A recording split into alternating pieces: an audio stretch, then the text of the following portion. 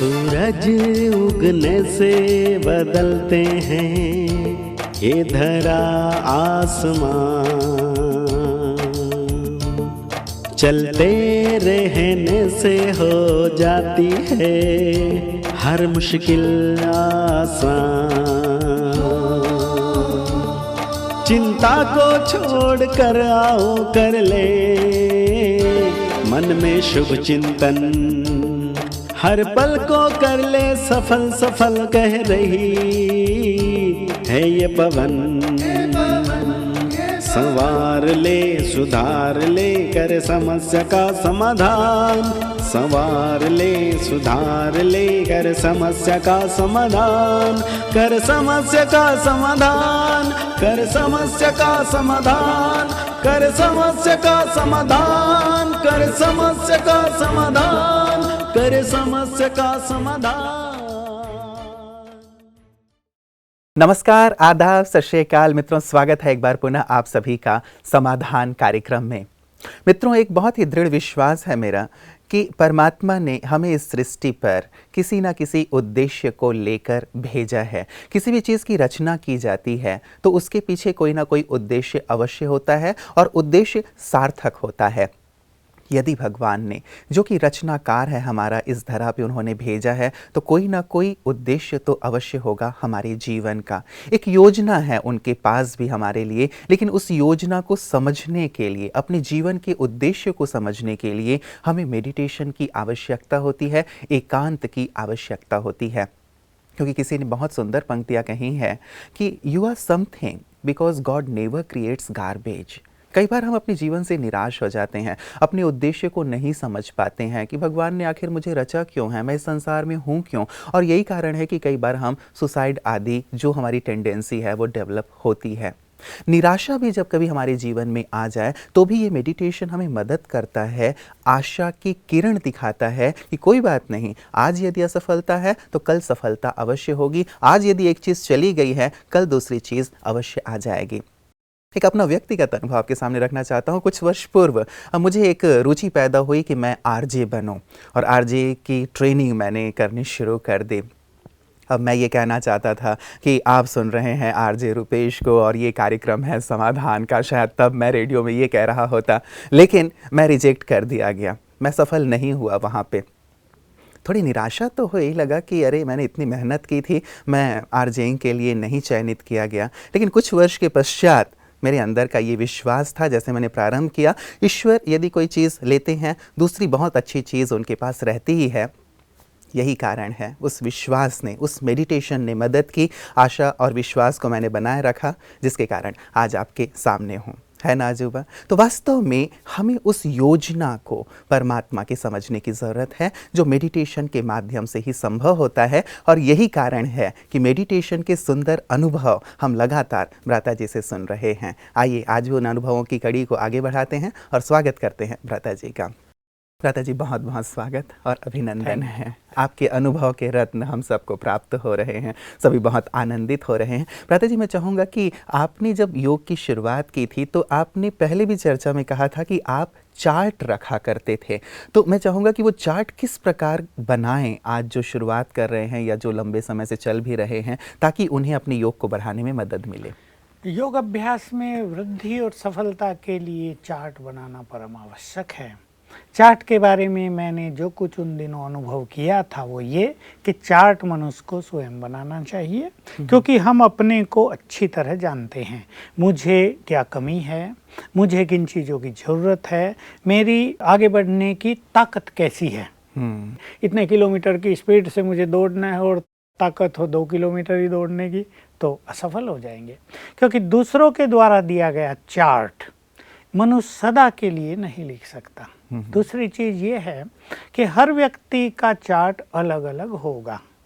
अब हम एक सामूहिक चार्ट बना देते हैं, हम भी बनाते हैं सबके लिए, लेकिन हम देखते हैं कि उसमें लोग ज़्यादा सफल नहीं होते। 10 दिन 15 दिन लिखा और फिर वो छूट जाता है। तीसरी बात जो इसमें बहुत अच्छी रियलाइज की गई कि चार्ट चेंज होते रहना चाहिए, क्योंकि हम अपने में चेंज कर रहे हैं। चौथी बात थी कि चार्ट हमेशा पॉजिटिव होना चाहिए। मान लो हमने अपने चार्ट में एक पॉइंट लिख ली, did you waste your time, क्या तुमने अपना समय नष्ट किया? और रोज ही हम लिख रहे हैं किया, क्योंकि रोज ही होगा। तो दो चार दिन लिख के मनुष्य कहेगा लिखना भी टाइम वेस्ट है, छोड़ो, वैसे ही अच्छा इसको तो बचा लो। तो चार्ट एक छोटा, सिंपल, बहुत प्रैक्टिकल, भिन्न भिन्न तरह से हमें बनानी चाहिए। मैं जिस तरह की चार्ट की चर्चा सबके सामने करना चाहता हूँ, 3 बातें मैं कहूँगा। पहले, जो बहुत श्रेष्ठ पुरुषार्थ करना चाहते हैं, अपने योग के चार्ट को 8, 10, 12 घंटे रोज बनाना चाहते हैं, उन्हें हर घंटे योग लिखना चाहिए। हर घंटे में मेरा योग इतना हुआ, उसको आराम से समझा जा सकता है। ये सोचने की ज़रूरत नहीं हम नापेंगे कैसे, 30 मिनट हुआ, 50 मिनट हुआ, 40 मिनट हुआ, ये आप ही समझ में आ जाएगा जब हम बहुत अच्छा करेंगे।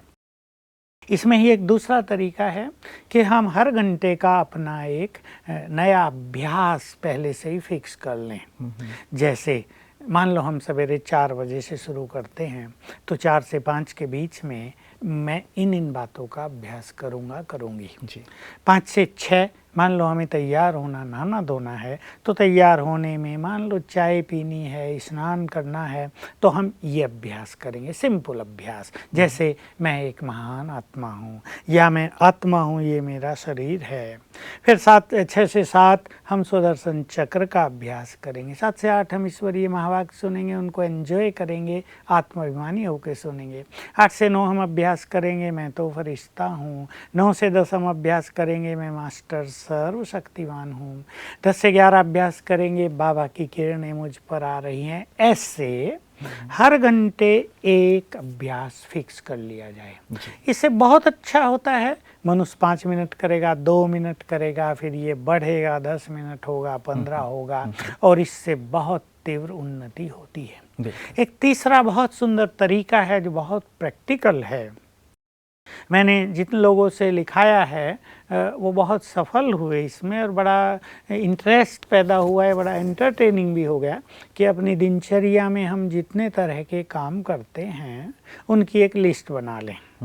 कुछ काम कॉमन हैं, हमें स्नान करना, हमें भोजन करना है या भोजन बनाना है, हमें चाय पीनी है, हमें पानी पीना है, हमें वस्त्र पहनने हैं, मिरर के सामने खड़े होना है, या भाइयों को शेविंग करनी है, बहनों को तैयार होना है, और कुछ कार्य ये सबके अलग अलग हैं।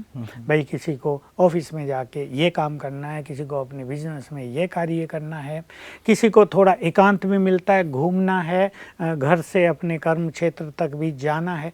12-15 बातें लिख लेंगे, इस तरह के काम मुझे करने हैं। अलग अलग काम में अलग अलग अभ्यास, ये बहुत ही सुंदर होता है। मान लो घर में कपड़े धुलाई करने, मशीन है धुलने की, कपड़े डाल दिए और हमें धुलना है, हम डाल दिए, फिर और काम भी कर रहे हैं, तो हम एक लक्ष्य बना लें कि 15-20 मिनट हमें इसमें लगेंगे।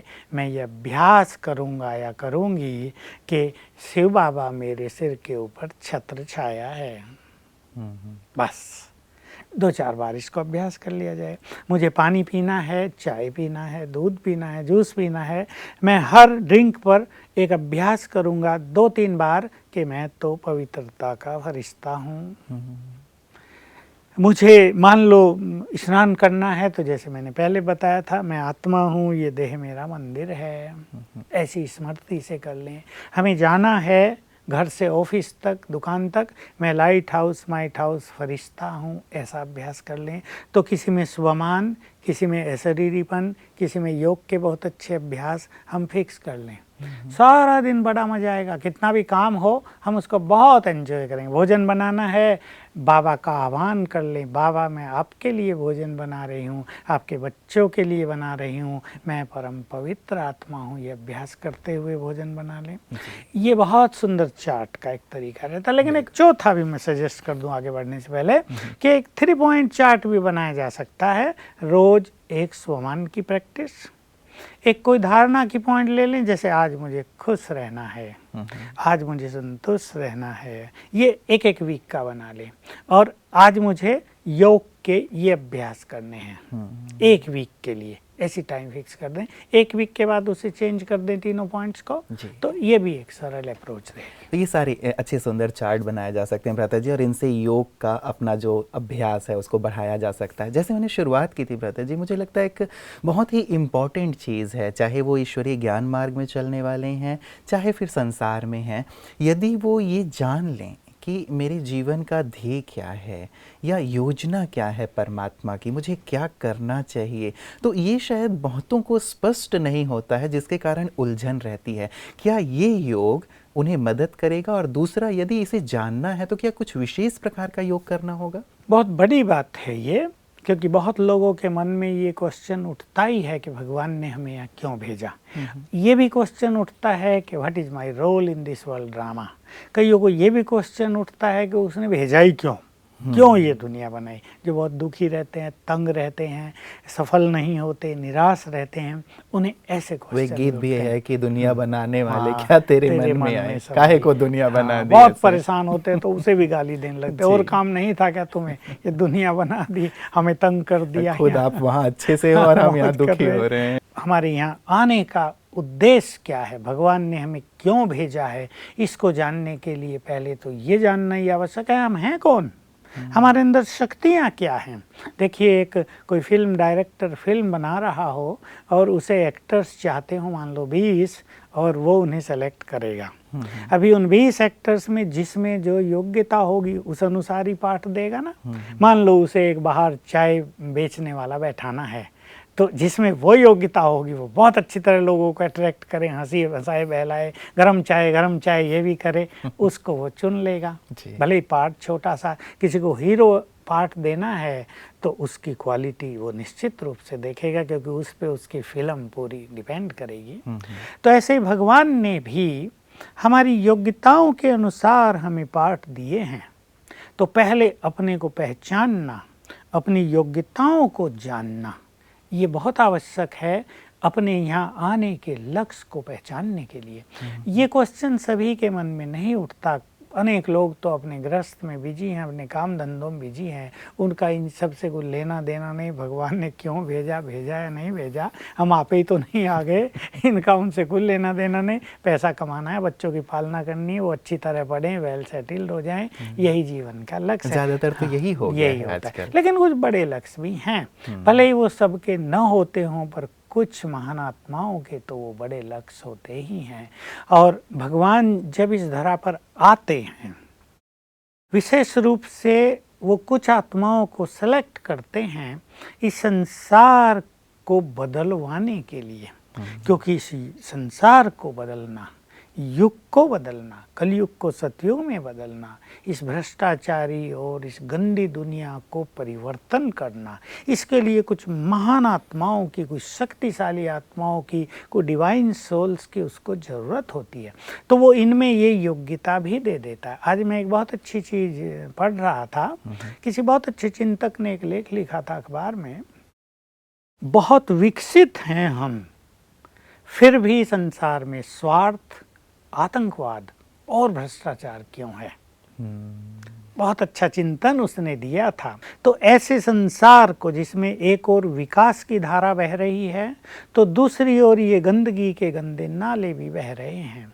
इस गंदे नाले को नष्ट करना और विकास को ही आगे बढ़ाना, और जिसके लिए विकास हो रहा है यानी मनुष्य, वो सुखी हो जाए, वो चरित्रवान हो जाए, वो नैतिकता से भरपूर हो जाए, ये कार्य कराते हैं स्वयं भगवान। तो अनेक आत्माओं को योग्य बना देते हैं, उन्हें उद्देश्य दे देते हैं, तुम्हें योग्य बनाने का मेरा उद्देश्य ये है, तुम इस महान कार्य में लगो।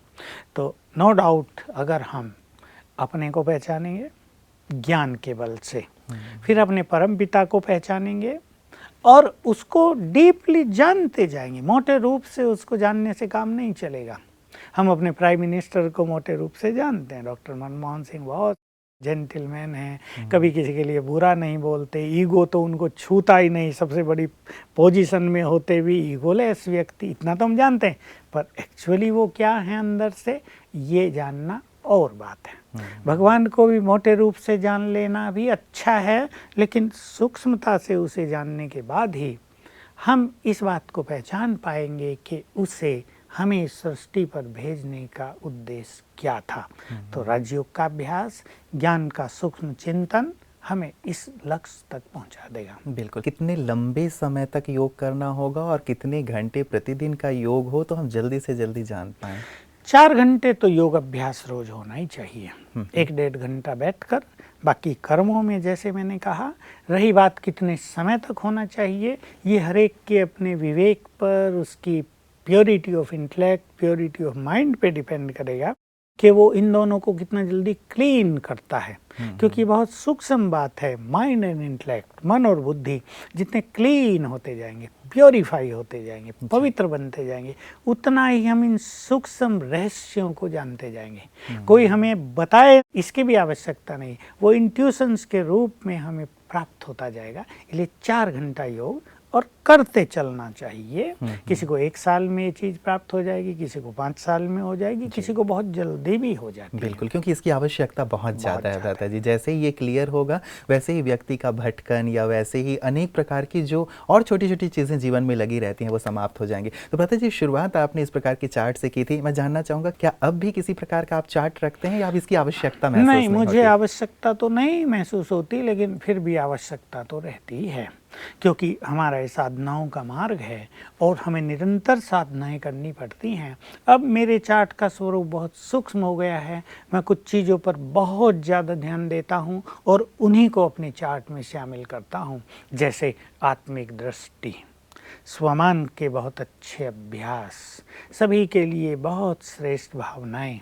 एक हैं गुड विशेष, लेकिन उससे भी एक श्रेष्ठ भावना होती है कि ये संसार में सभी आत्माएं महान हैं, सब भगवान के बच्चे हैं और बहुत आत्माएं तो देव कुल की महान आत्माएं हैं। ऐसे अभ्यास और साथ साथ सवेरे और दिन में भी कामकाज में लोगों से मिलते हुए भिन्न भिन्न तरह के अभ्यास करते रहना, ये मैंने फिक्स किए हुए हैं। कुछ बहुत अच्छे, जो कुछ अभ्यास ऐसे होते हैं जो बहुत सुपर लेवल के हैं। प्रारंभ में जब मनुष्य योग अभ्यास करता है वो एक हल्की चीज़ें होती हैं, लेकिन जैसे जैसे हम योग अभ्यास करते जाते हैं तो हमारे वो अभ्यास भी बड़े सूक्ष्म और बड़े हायर लेवल पर पहुंच जाते हैं। तो अब मेरा अभ्यास वो सब चलता है और इसमें नो डाउट कि बहुत सुंदर अनुभूति रहती है। अब वो सब चीज़ें लिखने की तो आवश्यकता नहीं पड़ती, कोई भूल हुई, किसी को दुख दिया या नहीं दिया, उनसे हम अपने को सेफ रखते हैं। तो क्या अब ये कहें भ्राता जी कि अब भ्राता सूर्य जी निरंतर योग की स्थिति में रहते हैं? अब देखिए, निरंतर योग होने पर तो मनुष्य कर्मातीत हो जाता है, पर बहुत ज़्यादा स्मृति स्वरूप स्थिति में रहने का अच्छा अनुभव होता है और लक्ष्य यही रहता है। अब मैं ये कह सकता हूँ कि मेरे पास व्यर्थ तो लगभग बस समाप्त की तरह ही है। न मुझे उसके लिए टाइम मिलता है, बहुत सारी सेवाएं हैं, विश्व कल्याण का कार्य बहुत बड़ा मिला हुआ है, तो उस सब से तो बहुत समय से मुक्त हो गए। प्योरिटी के सब्जेक्ट में भी बहुत वर्षों से कोई पुरुषार्थ की आवश्यकता नहीं रह गई है। भावनाएं दूसरों के लिए बहुत अच्छी हो गई हैं, तो ये सब मिलके टोटल एक बहुत अच्छी फीलिंग्स निरंतर रहती ही है। भ्राता जी, जैसे आपने सेवाओं की बात कही कि बहुत सारी सेवाएं बढ़ गई हैं, तो बहुत सारी जो भाई बहनें हैं जो विद्यालय से जुड़े हुए हैं उनके ईमेल्स आते हैं और वो ये कहते हैं कि हमें बैलेंस रखने में बहुत दिक्कत हो रही है। अब विश्व सेवा इतनी बढ़ती चली जा रही है, सेंटर्स पे इतने सारे लोग आते चले जा रहे हैं, बाहर की सेवाएं इतनी हैं, तो सेवाएं बहुत बढ़ गई हैं और योग का ग्राफ नीचे हो गया है। आप कैसे इसे बैलेंस करके रखते हैं या वो भी क्या करें ताकि वो योग की स्थिति भी सर्वोच्च उनकी बनी रहे? मुझे बहुत पहले के ईश्वरीय महावाक्य याद हैं। बाबा ने कहा था कि बच्चे, अब तुम्हारी योग तपस्या का समय है। एक समय वो आएगा कि सेवाएं इतनी हो जाएंगी, तुम्हें योग तपस्या का समय नहीं मिलेगा, तब दूसरों की सेवा करने से ही तुम्हारा भाग्य बनेगा।